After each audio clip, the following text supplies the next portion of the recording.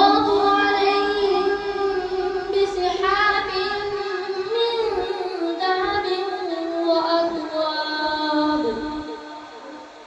وفيها ما تشتهيه الأنفس وتلذ الأعين وأنتم فيها خالدون وتلك الجنة التي أورثتموها بما كنتم تعملون لكم فيها فاكهة كثيرة منها تأكلون إن المجرمين في عذاب جهنم خالدون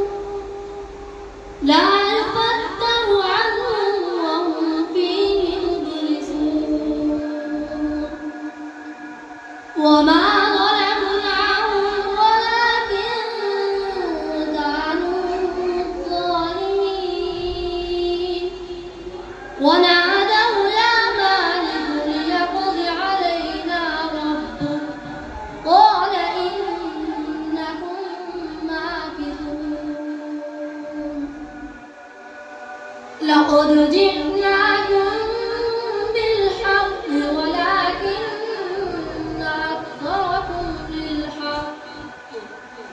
ولكن أكثركم للحق كارهون أم أبرموا